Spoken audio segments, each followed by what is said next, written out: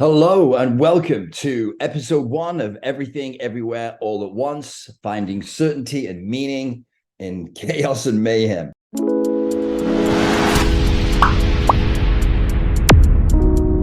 I'm your host, Stephen Edwards.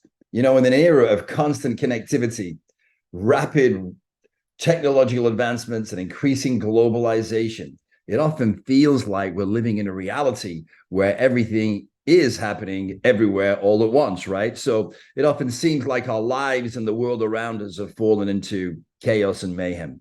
Many people right now are struggling to find certainty and meaning within the rapid, radical change that seems to be occurring everywhere all at once.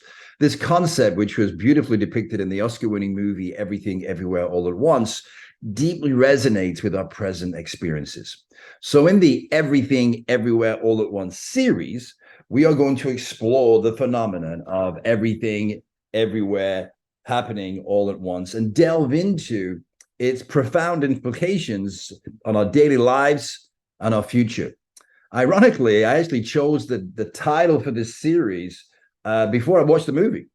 I'd heard about the movie and I thought, that sounds like a good title for my program, because one of the main themes of this series is how this rapid, radical, revolutionary, and exponential change is happening literally everywhere, in everything, all at once. So then I thought, well, I guess I should watch the movie and make sure that I know at least what the movie's about and that it has some relevance to what we're talking about. Interestingly, the film's main themes mirror the subjects we'll be discussing in the Everything Everywhere All at Once series. The movie is actually based on quantum mechanics or quantum theory.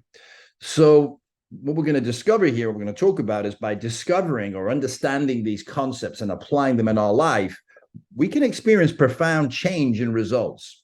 Our confidence and certainty in ourselves and the future of humanity, as well as our freedom, is going to expand. So this is the intention, one of the intentions behind the Everything Everywhere All at Once series.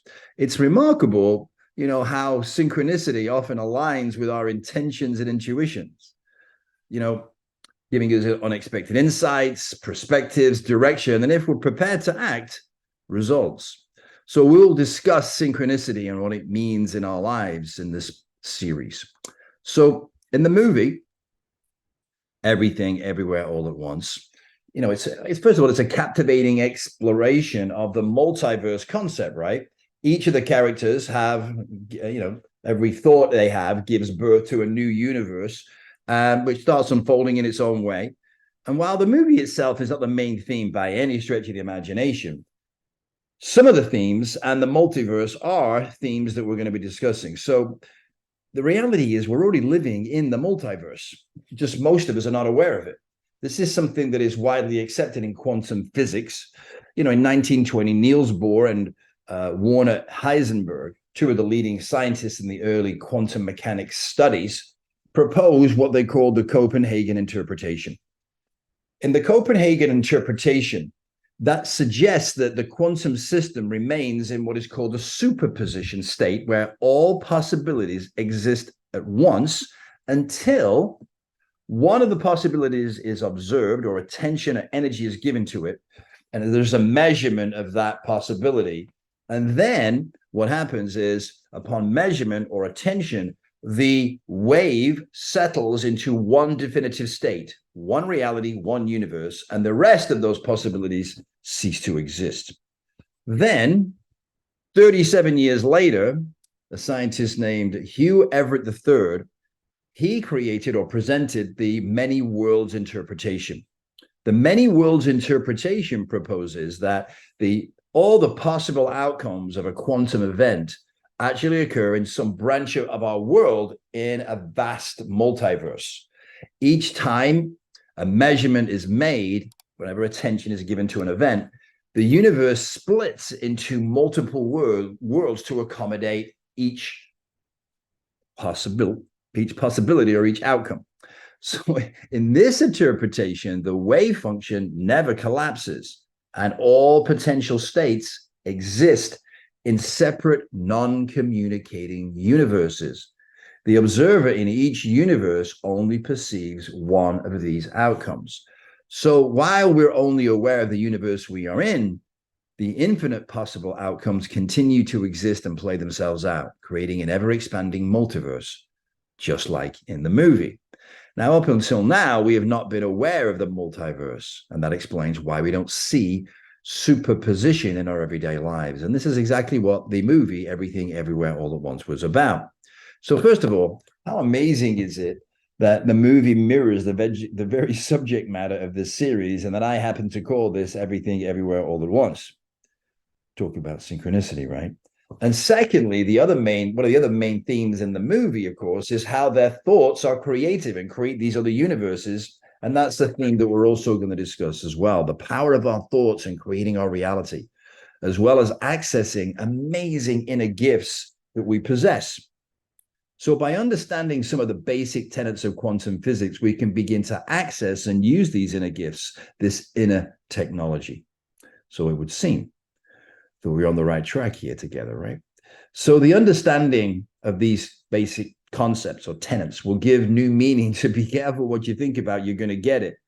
And also a better understanding of the power of prayer. You see, every thought is a prayer. They are fields of energy, creative energy. So you see, prayer is a way, when done correctly, to magnify those thoughts, those words, and increase their power.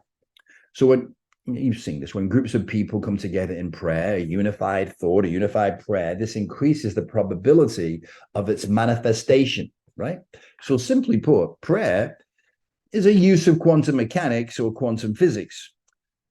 The point is this: when I show you these things and we develop this laser-like focus and be able to put our energy onto the things that we want and desire, when we begin to develop faith in this technology, in a higher power, this energy, this force, this field, the unified field, whatever you want to call that, our thoughts become more powerful.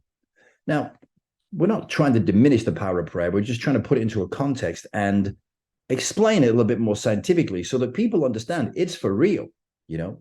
So as we begin to develop faith, it's faith that's going to carry us where we need to go through these crazy times that are coming ahead. So as this speed changes up and intensifies and our world is turned upside down, as the entire system as we know it crumbles and the new system emerges, the only thing that is going to carry us to the other side, where everything we want and desire resides, is faith.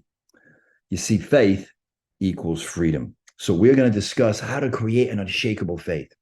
Okay, it's very difficult to go straight from uncertainty, fear, and doubt to faith, though. So first, we have to create certainty, then build confidence, then strong beliefs, then conviction, and then unshakable faith. So we've got a journey here. So going back to what we were talking about quantum physics, simply by observing, paying attention, we're projecting our energy onto whatever we're focusing on. And whatever we focus on, whatever we put our energy on, is what expands our thoughts. It holds that energy in place, and that is what we create. So if no attention is given, that object or that thought disappears, right? So if we don't give what we fear attention, right, those fears dissipate. You can't hold gratitude and fear in your mind at the same time. So we're going to look at how and what we give attention to. Observation is attention. If we observe something, we give attention to it, and that has power. That energy is projected onto that thing. You can move your energy. You can throw energy at things. That's another conversation. But anyway, we're going to explore this scientific approach to creating what we want instead of what we don't want, using these principles. So in the movie Everything Everywhere All at Once, the characters' journeys through these alternative realities bring turmoil and distress, right? Even watching it was like tumultuous and stressful. I mean, do you ever experience distress, and turmoil in your life? If not, you probably need to get out more often. However, by the film's end, they return to their original universe, right? Realizing the importance of being present in the moment. So something else we're going to be addressing is time, our perception of time, right? What time really is. No, it's not money. I promise you it's not money. And time is changing, where our perception of time is collapsing. Time is collapsing, and our perception of time is changing. Do things seem to be speeding up? Do you keep saying to yourself, you know what? I can't believe it's August already. Christmas is just around the corner. I know you do. So does everybody. And it's not because you're getting older. So you're going to learn what that is all about and what time really is, how it works, and how your perception is changing. So our lives right now are full of distractions, pulling our attention in what seems like 1,000 different directions. And this can be overwhelming and, again, extremely stressful. Now, perhaps now more than ever, we need to train our brain to focus. And most of us have never had any training on how to get our mind under control. It's like a wild horse, right? It's all over the place. So without conscious effort to training our mind to focus, it's very difficult to stop the incessant, nonstop barrage of information and distractions from overwhelming us. So this is vital to regaining our freedom. You see, to regain our mind, we must discipline our mind. Yes, I know.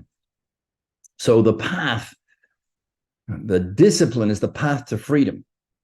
So let me explain that, because I don't know about you, but discipline has always been something that I grew up in the UK, right? Or England. It used to be called Great Britain, but that no longer made any sense, so they called it the UK. My point is this: I grew up there and I went to school there. Sometimes. Anyway, I went to school, and if somebody did something wrong, they got disciplined, right? Teacher would discipline them, or they get sent to the headmaster's office, and then they'd wait outside the office, and then the headmaster would discipline them, usually with a stick. Anyway, that was my perception of discipline. Not a good thing. So when I came over to the United States, I studied Taekwondo, martial art, and I studied under a 9th-degree black belt. His name was Young Ho Jung, and he was a 9th-degree black belt. If you know anything about martial arts, you know that 9th-degree black belts are pretty rare, because when you take the test to become a black belt, you become a 1st degree. Then you want to become a 2nd degree, you got to wait 2 years to test the 2nd degree. Then you want to become 3rd degree, guess what? Yes, you got to wait 3 years, 4 years, 5, and so on and so forth. So he was 180. I'm kidding. He grew up in Korea, and so he studied from being a young boy, and he actually came to the United States and founded the American Taekwondo Union. Anyway, he's a 9th-degree black belt. We would be training in the dojang, and he would come and watch us and train us. And so he would sometimes be walking around the dojang, and he would slap his key and say, "Discipline. Discipline is path to freedom."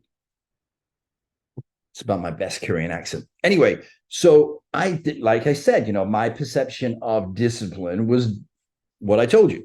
So one day I decided, I don't understand this. I'm going to go ask him. So I pluck up the courage and I go to his office and I, knock on the door, and he said, "Yes, grasshopper." No, he didn't say that. He said, "Come in, Steve." So I said, Young Ho, you talk about discipline as the path to freedom. I'm not sure that I understand what you mean. Could you explain? And he said, the more disciplined you are in the daily practice of the art, the more the art becomes an extension of you. And then you're free. And I thought, wow, it's so profound, isn't it?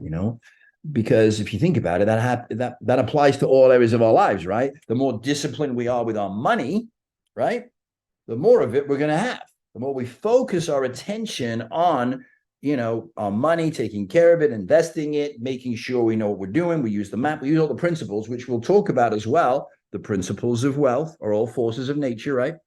We'll talk about that. So in relationships, the more we put our energy, the more disciplined we are with ourselves, the more freedom we experience in those things. And the same thing with our mind.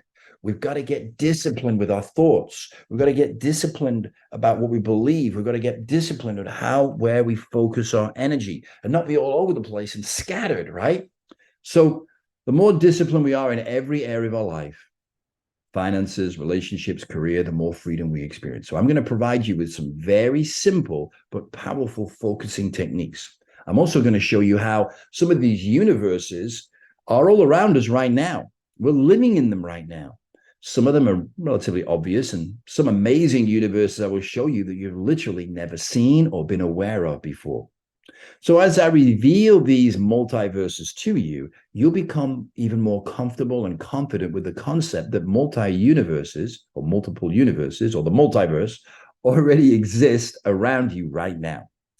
Then we can blast off into space at the speed of light and explore the vastness of the greater universe of multiverses. Throughout the Everything Everywhere All at Once series, you will see and learn about exciting and new, amazing technologies that will transform the world we live in, the lives we live, and you. Make no mistake. So your beliefs will be challenged. But I want you to know something, that beliefs are not true. I said the same thing, when I heard that first, when I heard Tony Robbins say that, and he said, your beliefs are not true. I said, well, maybe yours are not true, but mine are, right? Because we believe them. That's why they're called beliefs, right? We feel certain about them. But the truth is, we make them all up, right? We make them all up, or they've been made up and then passed down to us, and we've accepted them to be true, right? So if we believe the same things, our beliefs lead to thoughts, our thoughts lead to words, our words lead to actions, our actions create results, and our results, if we keep repeating them, lead us to our destiny. So if we want to change our circumstances, we have to change what we believe. And the way that we change that, or what we believe, is we question the beliefs. We don't want to throw them all out, right? We want to keep the good ones, the ones that are helping and supporting us, and we want to get rid of the ones that are holding us back from living the life that we truly want and deserve. So we have to question them. We're going to question what we believe. I'm going to question them. And if you want, you can question them with me. But the point is this: the truth is not afraid to be questioned. In fact, the truth wants you to question it. Why? Because the truth wants you to be free. And you see, if you have a question and you're afraid to ask it, you're living in fear. If you have a question and not getting the answer is creating doubt, you're not able to live fully, right? So by asking the questions, the truth can set you free, right? First, it's going to tick you off, as you're going to see, because we're going to look into that, right? So the future is upon us, right? As our beliefs are challenged, it's going to make you feel uneasy at some point, maybe even afraid. But isn't that part of the fun and adventure that we crave? Look, the future is upon us, and we need to look at it. We need to face it and be prepared for it. That means change. Of course, we all know that even though as humans we find change difficult, and we often resist change, that change is the only constant in the universe or multiverses. So the question is, what have we got to change? Yeah, you guess, right? Everything, everywhere, when, all at once. You see, everything, everywhere, all at once has always been changing, right? Up until recently, change has been relatively gradual. We've experienced change over long periods of time. In recent times, the speed of change has become more rapid. However, that is about to change. Pun intended. Change is, of course, going to slow down, and things are going to go back to being just like they were 500 years ago. No, the speed of change has been getting faster and faster. And now we've reached the stage, a critical mass, if you like, where all these changes, all these technologies and ideas are converging together in everything all at once, causing a whole new level of change. So we're now, and moving forward, we will be experiencing rapid, radical, revolutionary, exponential change. The speed, scope, and impact of these changes has never been experienced in the history of mankind. I know, that's a daunting idea, a scary idea. Look, we're not even comfortable dealing with regular change, and we are certainly not used to the rapid, radical, revolutionary, exponential change that is occurring right now. It's causing chaos, right?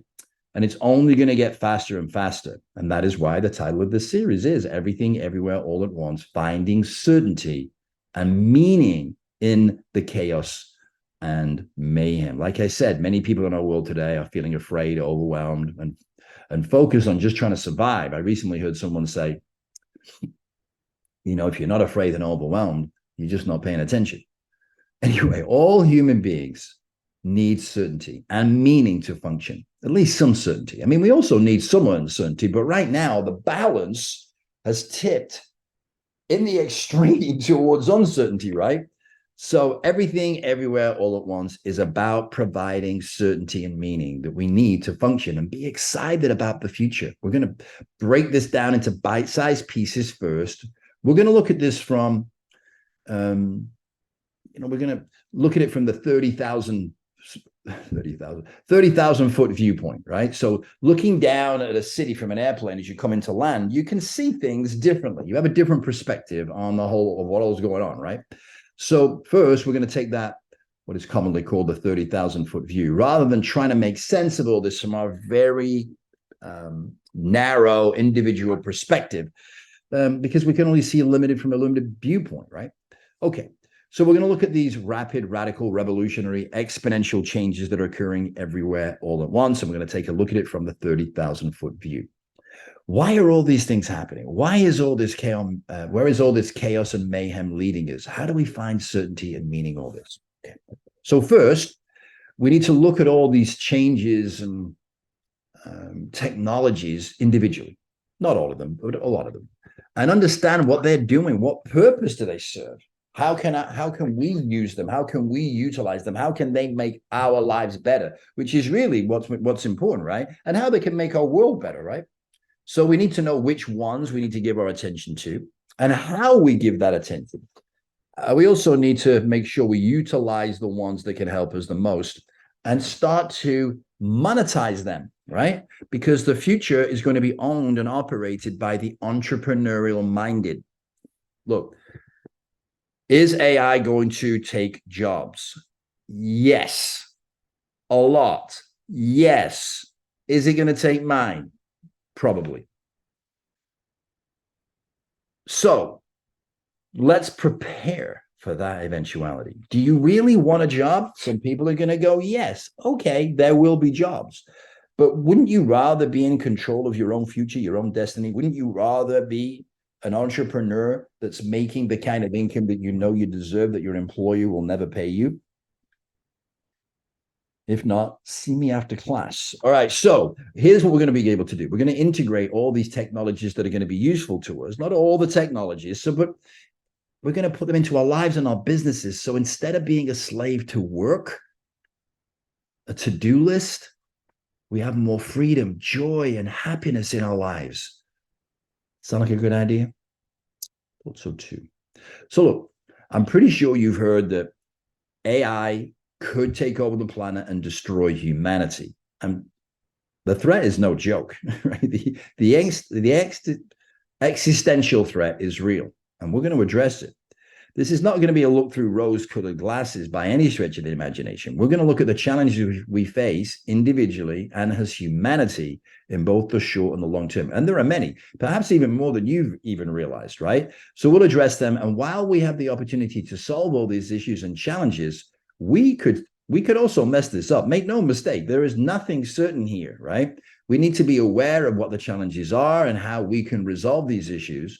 And then what we need to do individually and collectively to solve these issues and head them off at the pass. And then we need to make sure that we do our part, right? So the journey of humanity has never been easy, and it's not going to be easy, right? But it will be worth it. We'll also reflect on how we can better understand ourselves, make wiser decisions. We're also going to look at how these external technologies like artificial intelligence, quantum computing, autonomous vehicles, robots, and many others all have the potential to provide us with the freedom we've all yearned for many, many generations, maybe since the beginning of existence. So whether we like it or not, the world is going to be even more connected.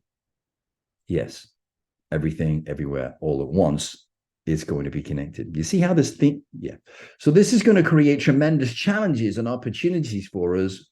Yes, individually and collectively. So we're going to look at both sides of this interconnectedness. We're also going to look at a potentially revolutionary inner technology that is already within us, a technology that has the potential to turn us literally into superhumans, or what we've considered to be superhumans, and give us the ability to do things that we have so far only dreamed of. So have you asked yourself, we've all heard about this unlimited potential, right? For so long, books even written about it, right? So how do we tap into this unlimited potential that we've all heard about for so long, but as yet have not been able to experience? I'm going to show you. I know this is a lot to consider, but look, some of these concepts might sound crazy, pie in the sky, or too good to be true. But think about it. At one time, less than 100 years ago, So did transmitting waves of energy through the ethers and landing them in a box in your living room and calling it a radio or a television. They were also once considered to be outlandish, science fiction, and crazy things that we take for granted today. How about landing a man on the moon, right? In the 60s. Now we've reached Mars and soon plan to have colonies of people who live there. How about watching movies at home on a VCR? That sounds crazy. Now we have home movie theaters where you can stream live events and movies. Wireless music, we can listen to music anywhere, anytime. Cloning, right? Cloning a sheep named Dolly. Of all the names, right?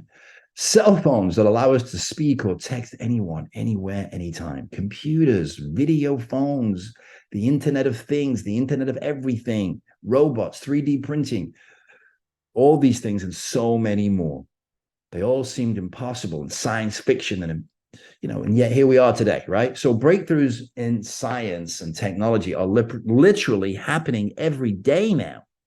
Used to happen in the past once in a blue moon, then once a year, and so on and so on. Now it's every day. Just a couple of weeks ago, scientists claim that they found a solution for creating superconducting material, LK99, named after the founding scientist Lee and Kim, and they first discovered this in 1999.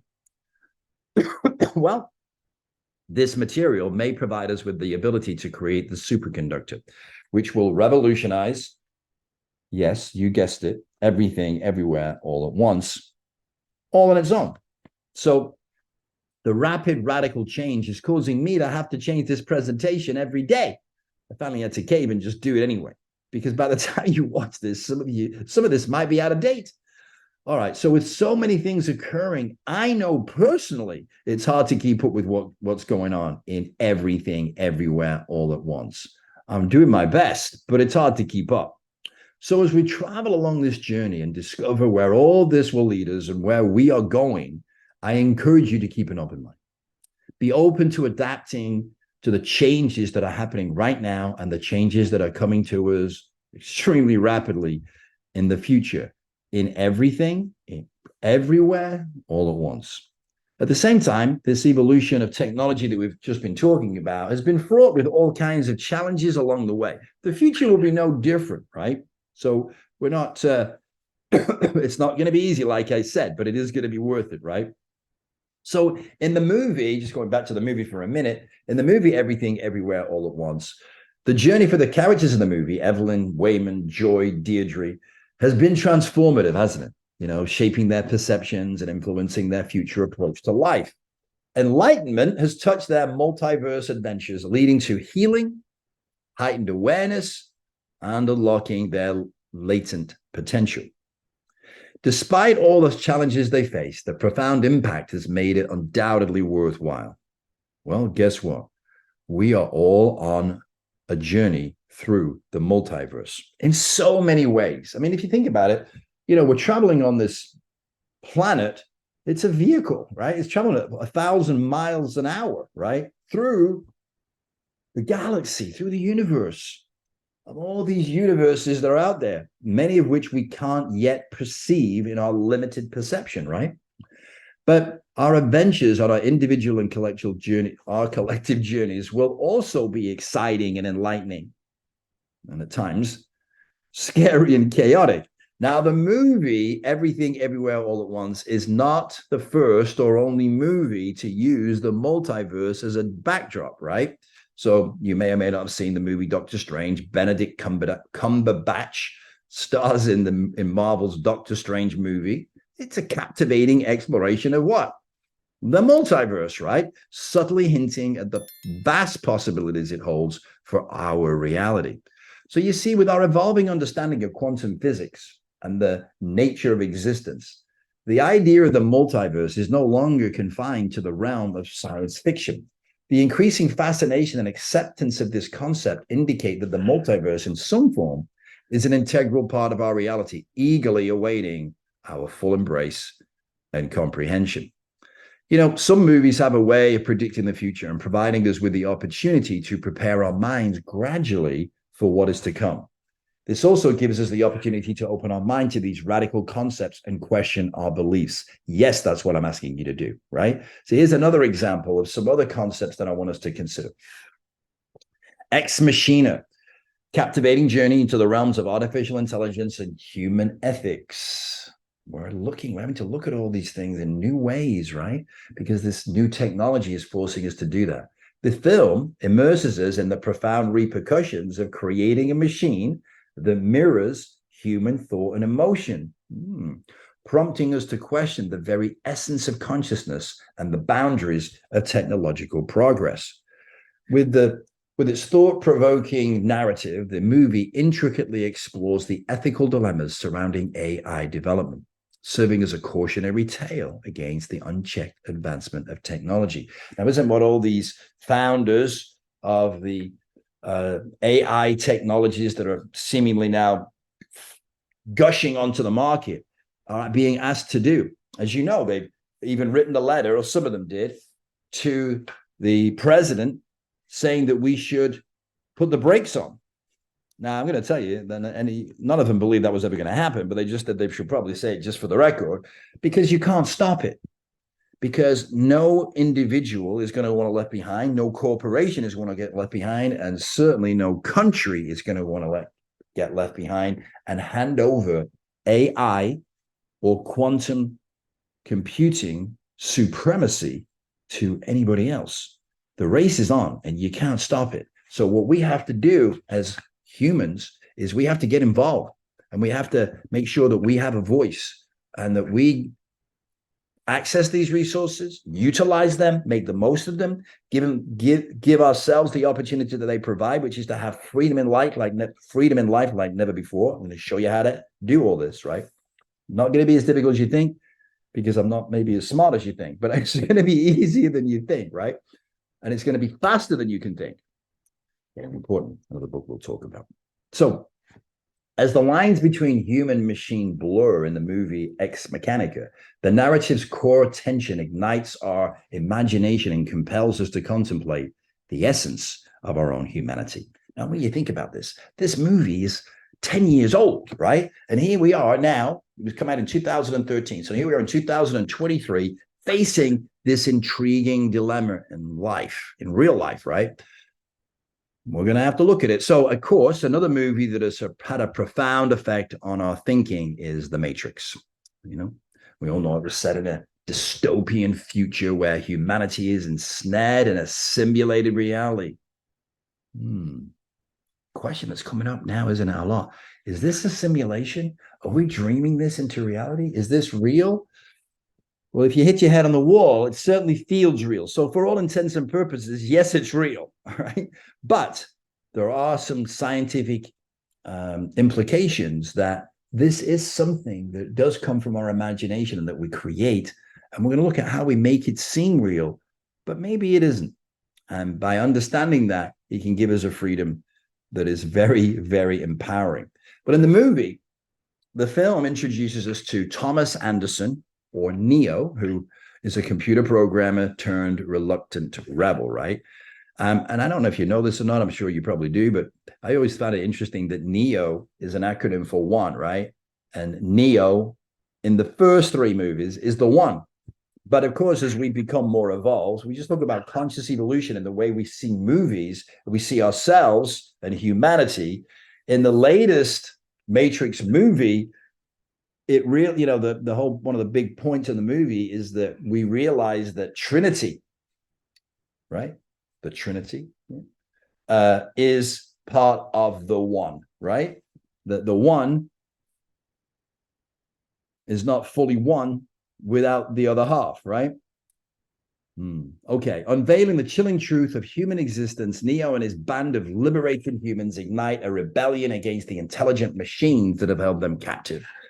Now, the Matrix impact on popular culture is obviously undeniable. The movie has evoked the question, are we living in a simulated reality? Something we're going to discuss as well. Now, in the movie, Morpheus offers Neo a choice between the red pill and the blue pill. One exposing the harsh realities of existence, the other allowing us to remain blissfully unaware. Yes, you guessed it. I am offering you the red or the blue pill? Do you want to go back to the way things are? Or do you want to know the truth? But I say the truth will set you free. First, it will tick you off, just like with Neo, right? Do you remember when he first realized the truth? He was physically sick, right? So do you want to know what's really going on? Do you want to be a hero in the conscious evolution of mankind? Because I am not kidding you. You can be. It's your opportunity. I'm going to explain how that's going to work too. So your presence here, or your continued presence, confirms that you have decided to take the red pill. Prepare yourself, just as Neo did. The journey will be intense, perhaps, as I've already said, unsettling. The pace may start off slow and gradual, but soon we will soar at mind-boggling speeds. Now, you may perceive this as an exaggeration, but rest assured it is not. This is reality, and it's only the beginning. You have been warned. Remember the movie Blade Runner? No, not the 2049 version, the original. Upon its initial release, the film Blade Runner astounded audiences with its groundbreaking innovation. Some dismissed the depicted technology not just as transcending traditional sci-fi, but veering off into the realm of absurdity. Yet its futuristic vision and pioneering special effects not only pushed the boundaries of cinematic storytelling, but also ignited profound discussions on the potential and risks of emerging technologies. This influential masterpiece continues to resonate today with its themes and concepts still provoking vital questions about technology and our future. It was the first time that video phones were introduced in a movie. Now everyone, everywhere, all at once, have them. Now, what about the TV series that acquired a cult-like following, right? Star Trek. Since its inception, Star Trek series has garnered immense popularity, almost reaching cult-like status amongst its devoted audience. This enduring appeal can be attributed to its captivating exploration of mind-bending concepts that bear an uncanny resemblance to the phenomena we're experiencing today in the present reality. So by envisioning advanced technology, space exploration, and social dynamics, Star Trek not only captivates viewers, but also sparks thought-provoking discussions about our future. So many issues and moral dilemmas that were addressed in Star Trek were and will be faced by humanity, again, preparing our minds for the future to come. So more recently, we have, and I'm from long, long ago in another universe, Star Wars. The Star Wars and Avatar movie franchises have captivated audiences worldwide, touching both hearts and minds. Yes, we're going to get into the incredible technology and wisdom of the heart, as well as our minds. So these movies, these franchises serve as a reflective mirror of our society, showcasing our strengths and weaknesses, our heroic acts, and our ever-present flaws. What's one of the most intriguing things about these cinematic masterpieces is how they intricately weave a narrative around a unifying force or energy that permeates every existence, everything, everywhere, all at once. This concept expands our conventional understanding, hinting at a transcendent power that exists within and beyond all forms of life, an omnipresent, omnipotent force. This power and this force exists in everything, everywhere, all at once. So these films raise deep philosophical questions, urging viewers to contemplate their place in the universe and the interconnectedness of all things. iRobot, Terminator, right? Powerful movies. The inspiration for the movie iRobot was the work of science fiction author Isaac Asimov. Asimov wrote a series of short stories about robots in the 1940s and 1950s, and these stories were later collected into several anthologies. The most famous of Asimov's robot stories is Runaround, which was published way back in 1942. Talk about being able to see into the future, right? How did these people do that? We're going to get into that because we could all do it, right? I do it. Yeah, I know. In this story, Asimov introduced the 3 laws of robotics, which are a set of rules that govern how robots should behave. Now, the 3 laws are, number 1, a robot may not injure a human being or, through inaction, allow a human being to come to harm. Sounds like a good rule. Number 2, a robot must obey the orders given to it by a human being or human beings, except where such orders would conflict with the first law. Pretty good. Law number 3, a robot must protect its own existence as long as such protection does not conflict with the first or second law. The 3 laws of robotics have been influential in the development of artificial intelligence, and they are still used by the many scientists and engineers in that field today. The concept of the Terminator movies was created by James Cameron and Gail Ann Hurd.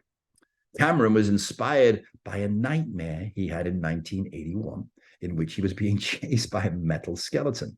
He woke up from the dream and immediately wrote down the idea. Not a bad idea to do that, by the way. Yes, have a journal by your bed. You wake up, jot down some of the things, because you may not make a movie out of it.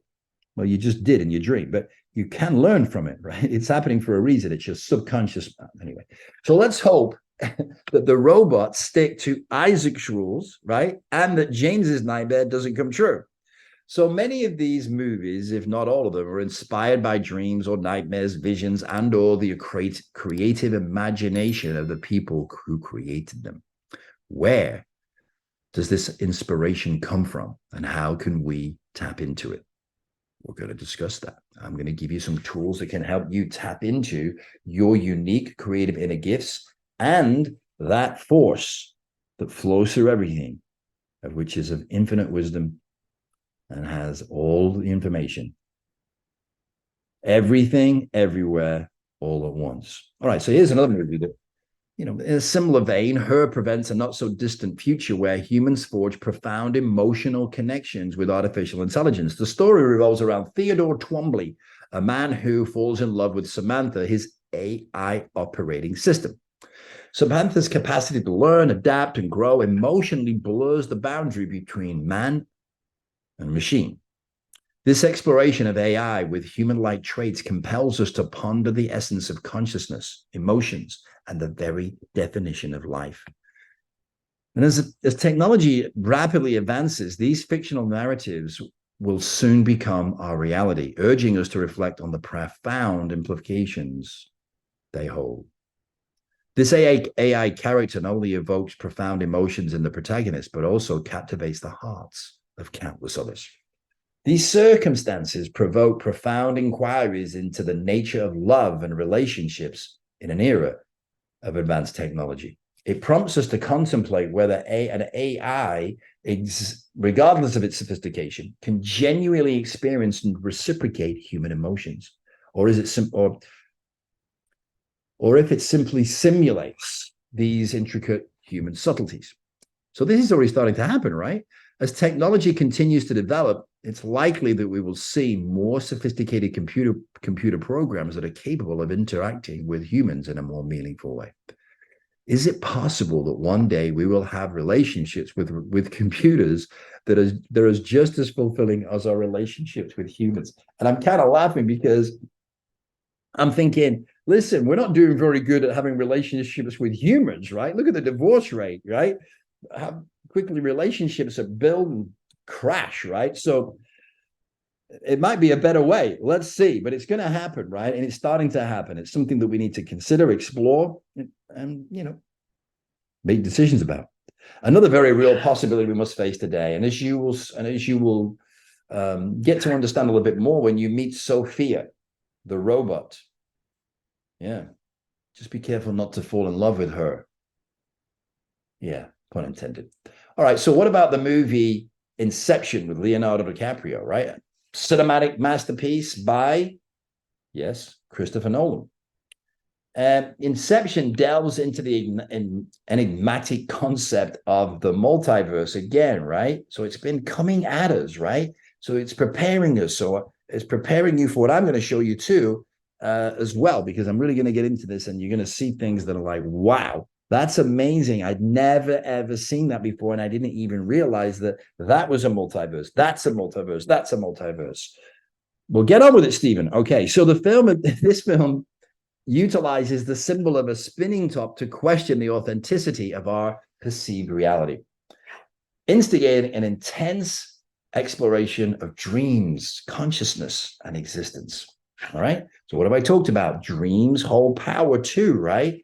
Our consciousness holds power in our existence. The spinning top serves as a reality check device for the protagonist. If it keeps spinning, he's in a dream. If it falls, he's back in reality. So, this intriguing narrative urges viewers to question their own reality, something we're doing right now, right? And the power of their thoughts in shaping the world.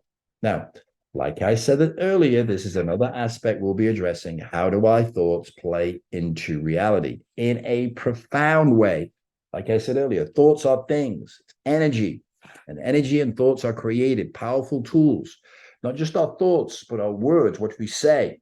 You know, in the beginning was the word. In the beginning was vibration, frequency, right? Everything we do, if you move, it moves the molecular structure of the universe, right? You heard of the butterfly effect, right? So thought, beliefs, electromagnetic energy, thoughts, words, putting it into creation, action, even more powerful. Thoughts, words, actions, the trilogy of creation, right? So we need to become more aware of them and start to use them, become aware of them, focus them on our goals and desires rather than our doubts and fears. And I don't just mean a little bit, but to hold those images, to hold those thoughts and desires, not just in our minds, you guessed it, in our hearts, right? We're going to talk about the intelligence of the heart. There are as many neurons in the heart as there are in the brain. I'm going to show you some mind-blowing stuff about that. And I'm going to show you some things that are right in front of your eyes that you haven't seen. How do you know? I don't know. I'm psychic. All right. So now, not only our thoughts, like I said, but our words, our actions, right? And we see in the movie Inception, the way they created and made things realities, bended, all kinds of things, right? Now, you're probably not going to be able to, make buildings fold, well, at least not right away. But you are already doing this. You can't help it. You're probably just not aware of it, right? So by making you aware of how these things come into play, you can do it consciously, which is so powerful, right? It's going to be life-changing. So you are going to discover how to harness your powers of creation. Okay, now going way back, there was a Steven Spielberg movie that was actually called AI. Did you see this? All right. Artificial Intelligence, directed by Steven Spielberg, delves into the intriguing and complex future of robotics. And here we are again, right? In this thought-provoking film, as robots attain sentience, they manifest a profound yearning to experience life in its entirety and embrace human qualities. Sounds like something we are facing today again. So singularity is close. Now, it's argued about the time. You've got various people saying various things, but it's relatively close. And we will see, will these robots, once they, obviously they're going to become part of our lives and us, are they going to want to become sentient? My guess is yes. So set against the backdrop of advanced technology, the narrative explores the deep-seated desires, emotions, and existential dilemmas of sentient machines. And of course, the movie's centerpiece was David with his famous friend and confidant, his talking AI teddy bear, Teddy, again, raising profound questions about the very essence of humanity and life, right? Wait till you see what you might think is a sentient robot that I'm going to introduce you to as well. Now, do you have kids? If not, were you at least once a kid? Okay, good. So if you want to, if you want to tap in, I want you to tap into that childlike energy, that childlike curiosity, right? As we travel this journey together, I want you to be curious, not childish, right? Don't keep asking, are we there yet every 5 minutes? Some of you have been doing already, I know. So think of young children today, right? What is something almost all kids today want to be? Not a doctor or a lawyer, not these days. They all want to be superheroes, right? Every generation has really wanted the same thing. Superheroes used to be doctors and nurses, right? Soldiers and action heroes. And what did those kids become? What they dreamed of, thought about, talked about, set intentions to become, took action towards, maybe went to school, right? So, what are you saying, Stephen? That kids today can dream about being the Hulk, Batman, Robin, Batwoman, Batgirl, Iron Man, Iron Woman, Captain America, Carol Danvers, or any of the myriad of other superheroes, talk about it, take action towards becoming one, and actually be a superhero? Really? Yes. Oh, come on. I know it's absolutely ridiculous and totally impossible. However, Marvel's Avengers have not only captivated millions of children, and let's face it, I'm being honest, we have seen these people LARPing around, right? Adults wanting to become real life superheroes committed to saving the world. The rise of advanced prosthetics and artificial intelligence is bringing their dreams closer to reality than ever before.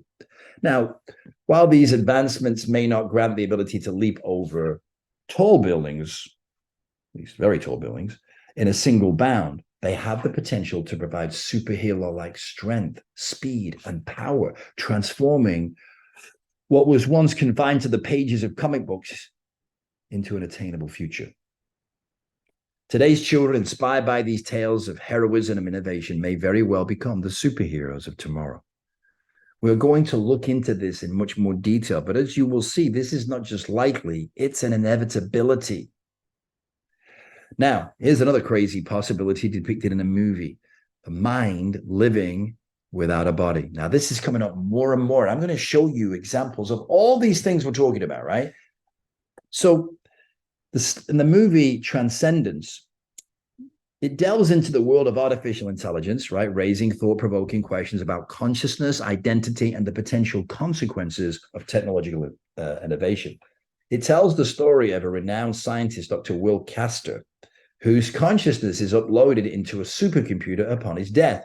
As Castor transcends biological existence, the movie navigates the ethical and philosophical implications of such advancements, prompting viewers to ponder the blurred lines between humanity and artificial intelligence, as well as the possible repercussions for society. Listen, Linda, we're already starting to create holographic images and be able to show.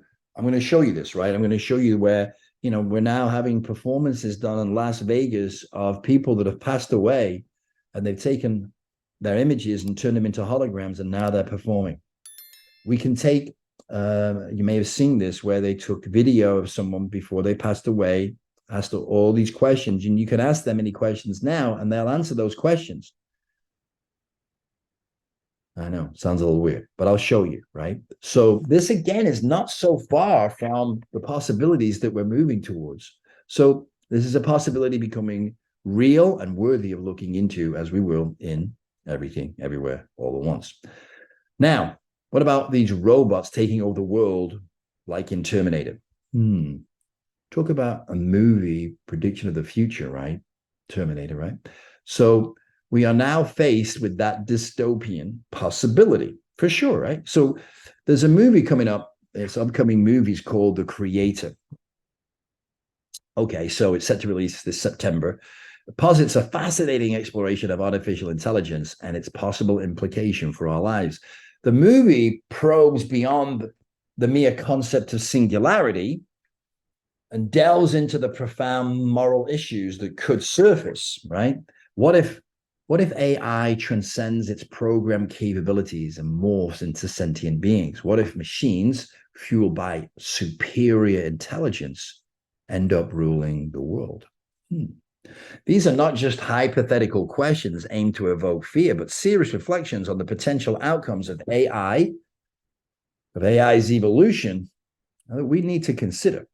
So there are many moral issues and social issues challenged in the movie. So the movie forces us to contemplate our right to determine whether inferior intelligent life forms live or die, to experiment on other life forms, or to keep other life forms captured or enslaved just because we have superior intelligence and power. What if life forms with this, with a superior intelligence and more powerful takes over our world? Would it be okay for them to treat us in the same way we have treated life forms with inferior intelligence and power than us? I know these are heavy questions, right? And this movie starts to ask those questions. However, in order for us to consciously evolve, these are questions we must not only ask, we must answer. So, like I said, it won't be easy. But what does it say here? It'll be worth it, right? So sometimes movies seem to have been written by people gifted with visions of the future, causing us to question ourselves and the possibilities the movies propose. They also can predict the future with uncanny accuracy. We are living what many of these and countless other movies depicted as the issues we would need to face. The backdrop to many of these movies, of course, is a dystopian world, because whatever we fear tends to draw our attention to, right? It's good to remember, though, that the protagonists usually face the challenge with which they are faced, and either they or humanity prevail, right? So let's hope that's what happens in reality. There are, of course, many, many movies and TV shows and books written about these and infinite other possibilities, right? Perhaps these dystopian ideas and concepts and movies are designed to wake us up to these existential threats and resolve them before they become a reality. So we're going to look more deeply at these concepts and possibilities, both good and bad, dystopian and utopian. We're also going to look at the current technologies that are taking hold of our lives right now, and like I said, where they might be leading us. Okay, so we've covered a lot here, right? And not even touched or scratched, as they say, the tip of the proverbial iceberg, right?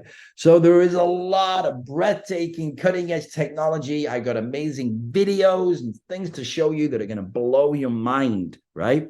And we're going to get started in the next episode. This episode kept getting longer and longer and longer. It started out at 40 minutes and it went for like 5 hours in the end, and I had to cut it down. So right now, one of the biggest movies that has come out recently is the Oppenheimer movie, right? About J. Robert Oppenheimer, who helped develop the atomic bomb. The science behind the atomic bomb, of course, then was used to develop the nuclear bomb, which is 10,000 times more powerful than the atomic bomb, which we did use, was with devastating effect on Hiroshima and Nagasaki, and it ended the war with Japan. So the nuclear bomb has never actually been used in war, and hopefully never will be. The reason the nuclear bomb has never been used is because whoever uses it also ensures their annihilation. So both sides have, because both sides have got nuclear capabilities. What we have in essence is a nuclear stalemate. Now, although that threat exists, most of us no longer think of it. We no longer think of it as an impending doom, and we go about our daily lives without worrying, if the world is about to end. Now, as we shall see, we now have two new existential threats looming over us: AI and quantum computing. So either one of these technologies has the potential to become our downfall and destroy humanity. So we're going to look at them, both the good and the bad and the ugly, like I said, and how they can dramatically improve our lives and how they can destroy life as we know it. So you're going to get to choose your own perspective. As Ray Dalio said it very well. He said, if you're worried, there's no need to be. If you're not worried, you need to be.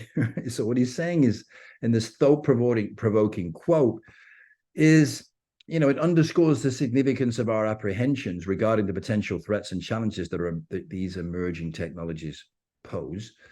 Our worries reflect our awareness and our proactive stance in mitigating these threats and addressing the challenges. On the flip side, complacency amidst these evolving changes is indeed a reason to worry. The bottom line is, AI is not going away. In a world where technology is evolving at unprecedented pace, there is simply no way to halt its progression. Regulating this advancing technology is already proving to be a Herculean task. And with time, it's likely to become even more challenging, right? So without global agreements that transcend national boundaries and that are adhered to diligently, the chances are pretty remote. We face the risk of losing control over this powerful tool. So things are going to develop where we're going to have a standoff and have some controlling influence and some regulatory influence. The race towards AI superiority is on, with every country, like I said, business and corporation, and an individual vying to get ahead. So rather than fearing this advancement, we should focus on how we can utilize AI and its offspring to construct a better future for every person on Earth. And the implications of, everybody on the planet with Starlink, everybody having access to the internet and artificial intelligence. It's going to be a democratizing and demonetizing of intelligence. And it's going to enable us to access intelligence, the incredible intelligence that we've not been able to tap into in the past, because that intelligence, those human beings have not had access to these things. It's exciting. So the potential that AI holds to revolutionize our world is unparalleled in the history of mankind. It's about harnessing this potential in a way that benefits us all. So both scenarios are very possible. So it's very important that we do not get complacent. How are we going to embrace, adopt, and utilize these technologies to improve our lives without being destroyed by them? We must all be responsible. All of us, right? So you have a very important plot, which is English for part. You have a very important part to play in all this, perhaps much bigger than you may have ever realized. So everybody, everywhere, all at once has a role to play in the ultimate movie. You see, we're all in this movie, whether we like it or not. Will your role be the hero or the villain? Will you contribute to the rise or fall of humanity? You get to choose, consciously or unconsciously.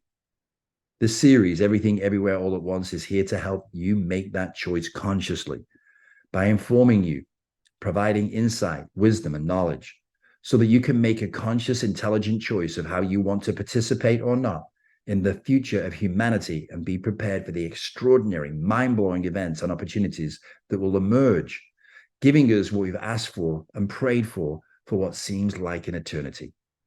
The opportunity to live a life of freedom, happiness, and joy. Isn't that what we all truly want and deserve? Now, I know this is all going to happen when pigs can fly. Well, take a look. The pigs are flying.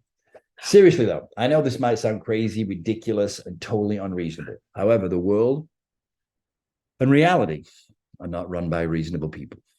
Think about Bill Gates, Rihanna, Steve Jobs, Beyonce, Bezos, Sarah Blakely, Elon Musk, and many others. They were and are totally unreasonable. So just know it's not just your neighbor or your sister or brother or the guy at work who are unreasonable. George Bernard Shaw said it perfectly when he said, the reasonable person adapts themselves to the world. The unreasonable one persists in trying to adapt the world to themselves. Therefore, all progress depends on the unreasonable person. This quote is often interpreted as a call for people to be more assertive and to stand up for what they believe in, even if it means going against the grain. You have received the call. It also is seen as a reminder that progress is often made by those who are willing to challenge the status quo. Are you willing to challenge the status quo? Shaw himself was a very unconventional thinker, and he often challenged the accepted wisdom of his time. He was a strong advocate for women's rights, and he was also a vocal critic of some of the flaws of capitalism. His work helped pave the way for social and political change, and he is considered to be one of the most important thinkers of the 20th century. The quote about unreasonable people is a reminder that progress is not always easy. It often requires people that are willing to stand up for what they believe in, even if it means going against the grain. It's also a reminder that those who are willing to challenge the status quo can often make a real difference in the world. So yes, it's time for you to get unreasonable. No, not like your neighbor, your sister or brother or the guy at work. I mean unreasonable about what you expect out of yourself, out of life and the future. It's time to go against the status quo and for you to make your mark, make a difference in the world. I'll guide you along the yellow brick road and help you find your unique, creative MVP in life. You might want to jot that down. Mission, vision, and purpose. So you can be a most valuable player, a most valuable person in your life here on earth. The opportunity is coming. We are closer than you might think. Like I said, the future is faster than you think. Yes, I know. Look, I know we have a long journey ahead of us, and it might get a little scary, but that's part of the fun and enjoyment, right? Look, the journey of 1,000 miles begins with the first step. We have a long journey ahead of us, right? The good news is you've already taken the first step, right? Congratulations. The other good news is that there are another 1,000 episodes of Everything Everywhere All at Once. I know. So by taking the time, yes, your most precious resource to watch the first episode of Everything Everywhere All at Once, your journey has begun. All right. So you're on the yellow brick road heading towards the Emerald City to meet the Wizard of Oz. We'll get to into the Emerald City and who and what the Wizard of Oz is later. All right. But right now, like I said, won't be easy, but it'll be worth it. I'm not saying the journey is going to be easy, but it will be worth it. So look, Everything Everywhere All at Once, the series is going to be transformative. If you're open to new ideas, new ways of living, new ways of being, right? Just like watching a scary movie, though, at times it's going to be a little scary, but that's why you're watching, right? The pillow there with you, right? Guys. So some of you, like me, may not watch scary movies because the reality in front of us is scary enough, right? So it's all part of the adventure, like I said. We need some uncertainty in our lives too. We crave it. We need contrast. If everything always turned out perfectly, there would be no danger. Life would just not be the same. No, it's not up for argument. So buckle up. Make sure you have your hiding cushion at the ready. Be prepared as much as you can be for the best movie you've ever seen in 4D. The movie in which you get to play the starring role, the movie of your life. In the meantime, I have a mission for you. Yeah, you don't get off that light. Your mission, should you choose to accept it, is to take a few minutes to reflect on what you have seen and heard here in the first episode of Everything Everywhere All at Once. If I could be so bold, I want to ask you to start an Everything Everywhere All at Once journal and write your thoughts and reflections down. Maybe even have it with you for each episode. I promise you that over the course of this series, you'll be able to see in your writings a shift in your thoughts and perspective. My hope is that you feel more and more certain, more and more confident about yourself and your role in the conscious evolution of humanity. That you'll feel more certain about your future, the future of humanity, and the future of our home, Mother Earth. You will have a record, a journal of transformation, something you'll look back on with amazement and pride. A reminder of how you can learn and grow and accomplish anything your heart desires.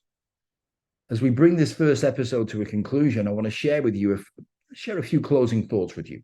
First, I want to share something with you that is very close to my heart. It's called Soultry. Soultry is the poetry of the heart. I'll talk more and explain more about Soultry in the next episode of Everything Everywhere All at Once. But for now, I want you just to take a moment, sit back, and enjoy this example. You might enjoy it more if you put your hand on your heart, close your eyes. Okay, now take a deep breath. Just let it out. This piece of Soultry is called Make It Your Dream. Think comfortably. Don't push too hard. You just might fall. Being good isn't enough. You must give it your all. Unless they need something, they never seem to call. So we protect ourselves by building a wall. But take down all the walls and what do you see? The people are really just like you and like me. You see, when we can love each other, it sets us all free. Because what I do for you, I also do for me. We are beginning to balance the left and the right, the male and the female, the day and the night. We are coming to realize that we all have second sight, that inside each one of us shines the brightest light. We are remembering that we need to give and to take, that nothing is real. Reality is just something that we make. Life is never against us. It all happens for our sake. And life exists in all things, even a snowflake. Everything outside of us is only pretend. Life never began, and of course, It will never end. You may not like the truth, but it is really your best friend, and you are creating yours with every thought that you send. You are love, light, and energy with a creative force. Your thoughts, words, and actions determine your course. So align yourself with what you know to be true, that the world you live in is a reflection of you. So what do you see as you look outside? Does it remind you of how you feel inside? Are people against you, or are they on your side? Is your mind closed down, or is your heart open wide? Do you give love freely, or are you caught up in pride? Can we see who you are, or do you stay home and hide? Who really knows you? In whom do you confide? Have you come here to watch or enjoy the ride? You may not have done it, but have you ever really tried? How you live is your choice, so you must decide whether you struggle through life or whether you glide. Will you stay in one place, or will you travel far and wide? Do you believe you can do it, or that you always fail? Do you wonder what's out there, or do you set sail? Would you rather watch TV, or would you rather save a whale? Do you believe in miracles, that life is a fairy tale? Well, I believe in all great things, and I believe in you. I know that once you decide that there is nothing that you can't do, so jump off your mountain and dive into the stream. Live your life to the full. Make it your dream. Just take another deep breath. Let it out. When you feel ready, just gently open your eyes. I hope you enjoyed that soul tree and that it resonated with your heart. Like I said, this is another thing that we are going to discuss in more detail in future episodes of Everything Everywhere All at Once, the incredible importance and intelligence of the heart. And the second thing I want to share with you just before we leave here, or separate or go our separate ways or conclude this episode, is some ancient but very poignant wisdom of the Greeks. You know, Socrates once said that learning is simply remembering, that this infinite wisdom, incredible wisdom, is within us already. And we're going to look at how we tap into it. But the Greeks also had a saying, saper ord. And saper ord is a Latin phrase that means dare to know. It is often translated as have the courage to use your own reason or dare to be wise. The phrase was first used by Roman poet Horace in 20 BC. It was later adopted by the German philosopher Immanuel Kant, who used it in his essay, What is Enlightenment, in 1784. In Kant's essay, saper ord is used to express the idea that we should not rely on the authority of others, but should instead use our own reason to think for ourselves.